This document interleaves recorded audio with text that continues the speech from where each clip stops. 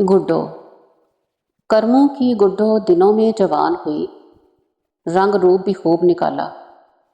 वो चाय पीते हुए गुड्डो को कच्चे सेहन में इधर उधर भाग भाग कर काम करते हुए देख रहा था। गुड्डो ने बहुत जल्दी घर बार संभाल लिया। 16वें साल में अभी कदम भी ना रखा था, उसने हांडी चूल्हा सब संभाल लिया। अम्मा हवेली में जो सुबह की गई तो शाम को ही लौटती। गुड्डो उसके आने तक सारे काम निपटा चुकी होती। मिजाज की तेज थी, गुस्सा बहुत आता था। करमू अक्सर अपनी घर वाली को कहता, शीदा, अपनी गुड्डो में कोई कमी नहीं, बस गुस्सा आ जाए तो किसी का लिहाज नहीं करती। गुड्डो के अब्बा वक्त के साथ समझ आएगी, समझदार तो बहुत है। जब भी मेरे साथ हवेली जाती है, बीबी जी कहती हैं इसको हवेली में छोड़ जा, कुरान पाक भी पढ़ लेगी, मैं इसका ब्याह भी कर दूंगी।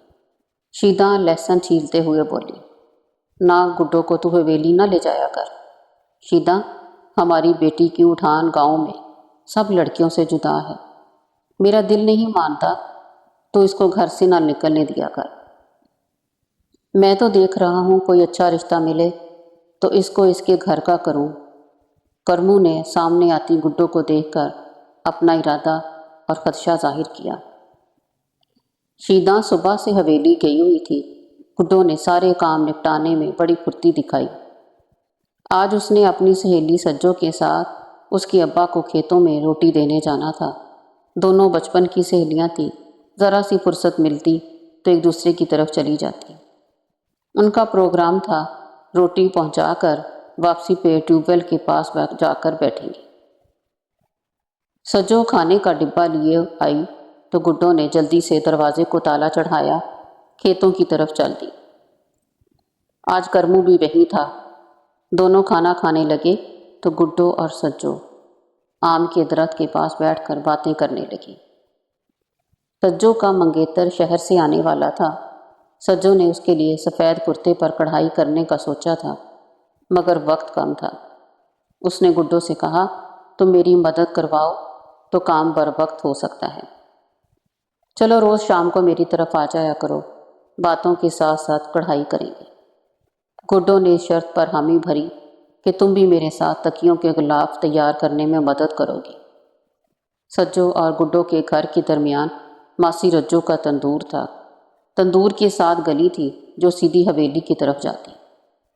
मौलवी साहब असर की नमाज पढ़ने के लिए गली में दाखिल हुए। उनका रुख हवेली की तरफ था। हवेली की बाएं तरफ मस्जिद थी। गुड्डो ने मौलवी साहब को आते देखा तो एहतरामन रुक गई।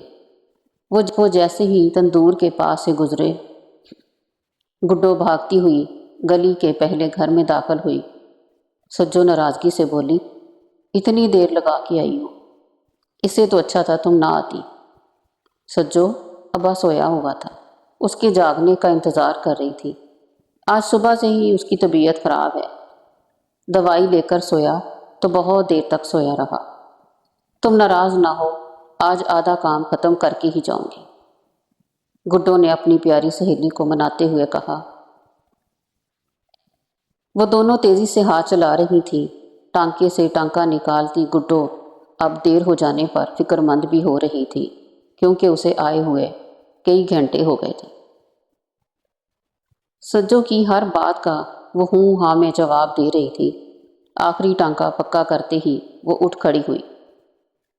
गली में निकली तो सन्नाटा तारी था। सज्जो की अम्मा ने कहा भी, गुड्डो रुको, मैं साथ चलती हूँ, मगर उसे सुनाई ना दिया। गली में आई तो उसे कदर इत्मीनान हुआ। चांद की 14 थी, हर सू रोशनी फैली हुई थी। तेज़ कदमों से चलती तंदूर तक आई। तेज़ हवा का झोंका आया, उसका दुपट्टा सर से फिसल गया। बिखरे बाल चेहरे पर आ गिरे, उसे कुछ नज़र न आया। वो किसी से टकराई, बाल पीछे करते हुए देखा तो बीबी जी का छोटा साहिबजादा पीर हसनैन था। इससे पहले कि गुड्डो माजरत करती, उसने गुड्डो का हाथ पकड़ लिया। गुड्डो के तो तन बदन में आग लग गई। आओ देखा ना ताओ, एक थप्पड़ उनके मुंह पर रसीद करके आगे बढ़ गई। پیر حسنین نے اپنی دائیں گال پر ہاتھ رکھ لیا جہاں اب انگارے پھوٹ رہے تھے۔ گڈو اپنے گھر میں داخل ہوئی تو مڑ کر دیکھا، وہ ابھی بھی وہیں کھڑے بے یقینی کی کیفیت میں تھے۔ اگلے دن حویلی میں ہنگامہ برپا تھا۔ لاڈلا صاحبزادہ بی بی جی پر برس رہا تھا۔ شیداں کام ٹھیک سے نہیں کرتی، میرا کمرہ تو کبھی صاف ہی نہیں ہوتا، اس کی تو ہڈیوں میں درد ختم نہیں ہوتا تو کام کیا کرے گی، میری کوئی چیز ٹھکانے پہ نہیں، میرا کمرہ کسی اور سے ٹھیک کروائیں ورنہ میں شہر چلا جاؤں گا۔ اسے جب بھی غصہ آتا شہر جانے کی دھمکی دیتا۔ ماں صدقے واری جاتی، نہ میرا بیٹا، حویلی سنسان ہو جائے گی، تیرے دم سے تو یہاں رونق ہے۔ بی بی جی نے اسی وقت شیداں کو حکم دیا، جا کر گڈو کو لے آ، وہ آج کچھ مدد کروا دے۔ شیداں مجبوراً اسے لے آئی۔ گڈو نے بہت کہا، اماں میرے سر میں بہت درد ہے، کل چلی جاؤں گی، مگر شیداں کو اپنی نوکری کی فکر تھی۔ جب سے کرمو بیمار رہنے لگا تھا، شیداں کی محنت سے ہی گھر کا چولہا گرم ہوتا تھا۔ بی بی جی نے گڈو سے کپڑے دھلوائے، پھر کمروں کی صفائی کرنے کو کہا۔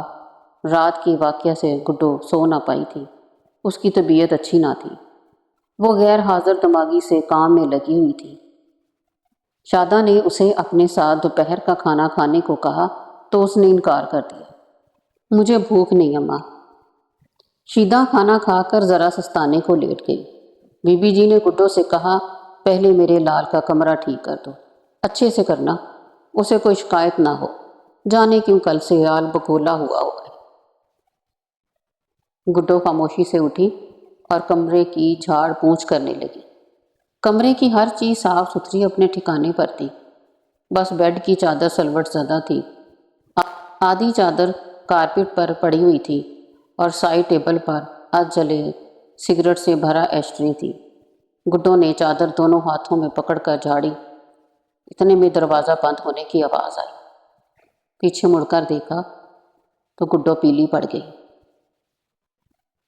جب اسے دروازے سے باہر دھکا دیا گیا تو وہ برآمدے کے فرش پر اوندے منہ گری۔ کسی نے بھی اس کے لیرو لیر ہوتے دوپٹے کو نہ دیکھا۔ سب دوپہر کو کھانے کے بعد کیلولا کے عادی تھے۔ شاداں باورچی خانے کے فرش پر تھکی بے سدھ پڑی تھی۔ گڈو اماں کو بتائے بغیر گھر آ گئی۔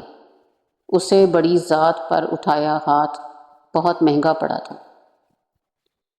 اگر آپ کو کہانی پسند آئی ہے تو لائک، شیئر اینڈ سبسکرائب ضرور کیجیے گا اور آپ کی رائے کا انتظار رہے گا۔ بہت شکریہ۔